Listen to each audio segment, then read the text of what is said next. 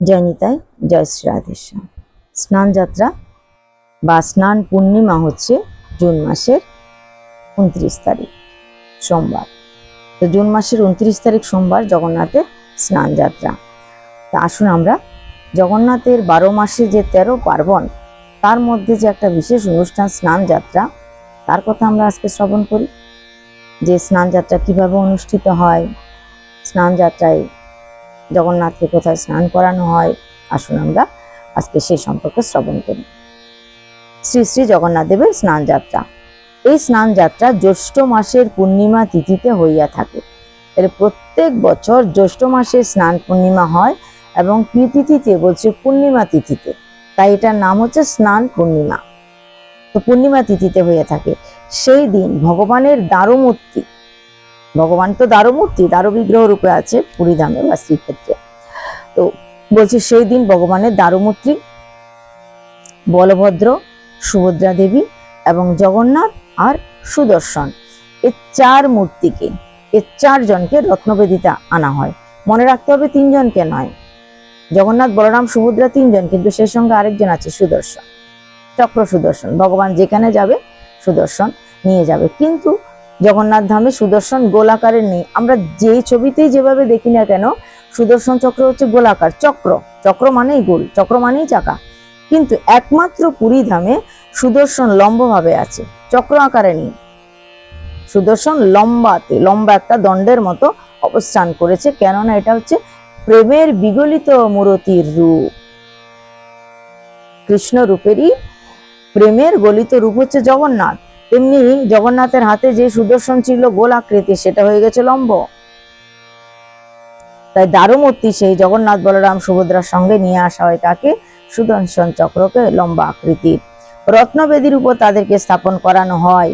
রত্নবেদীতে স্থাপন করিয়ে তাদেরকে 108 সুবর্ণ ঘটের জল দিয়ে স্নান করানো হয়।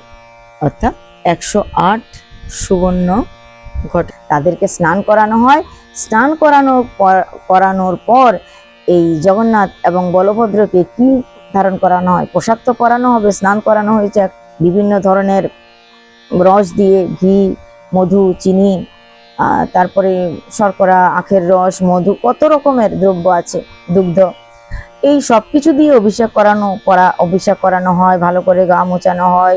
আবার তাকে যা যা অঙ্গরাগ একটু এদিক ওদিক হয়েছে, সে অঙ্গরাগগুলো সম্পূর্ণ করা হয়। তারপর বস্ত্র ধারণ করানো হবে। একটা নতুন বেশে সজ্জিত করা হবে। কি বেশে সজ্জিত হন?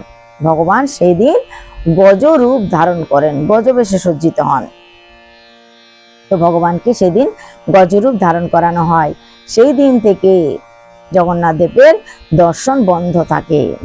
ওই দারুমূর্তি জগন্নাথ বলভদ্রকে যখন সুন্দর করে গজবেশ ধারণ করানো হবে, ভোগ লাগানো হবে বিভিন্ন প্রকার, তারপর থেকে আর জগন্নাথের দর্শন হবে না। তারপর দিন থেকে জগন্নাথের দর্শন বন্ধ থাকে।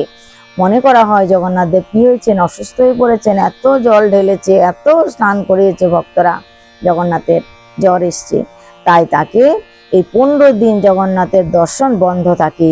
এই সময় পত্র পুষ্প সুশোভিত জায়গায় লতা গুল্ম পরিবেষ্টিত স্নিগ্ধ সুশীতল ছায়া বিতরণকারী বৃক্ষাদি পরিশোভিত করা সেই সমস্ত সুন্দর জায়গায় তাকে রাখা হয়।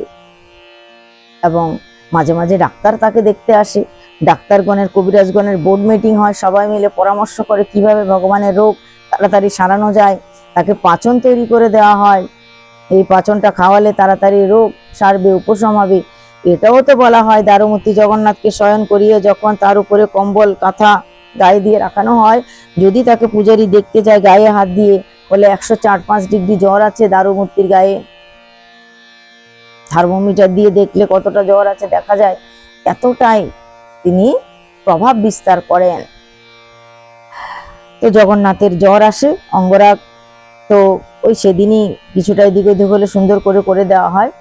জগন্নাথ আবার রথের আগের দিন সেই সুন্দর বেশ ধারণ করে আবার নবকলেবরে সুন্দরভাবে সজ্জিত হয়ে, নবকলেবর মানে এখানে বলছি আবার সুন্দর নতুন ভাবে সজ্জিত হয়ে আমাদের সামনে আসেন। নতুন শরীর নয়, নতুন ভাবে সেজে গুজে পরিপাটি হয়ে তিনি আবার আমাদের সামনে উপস্থিত হন। রথযাত্রার দিন আমরা তাকে আবার সবাই দর্শন করি। তো জগন্নাথের স্নান যাত্রা স্নান যাত্রার কথা শ্রবণ করালাম আপনাদেরকে আজকে। আগামী দিন আমি আপনাদের শ্রবণ করাবো জগন্নাথের এই যে স্নান করানোর পর গজবেশ ধারণ করানো হয় সেই গজবেশের কথা। গজবেশ প্রভু কেন ধারণ করেন, কি কারণে, সেটা আমরা কালকে শ্রবণ করব। জয় নিতাই, জয় শ্রী রাধেশ্বর।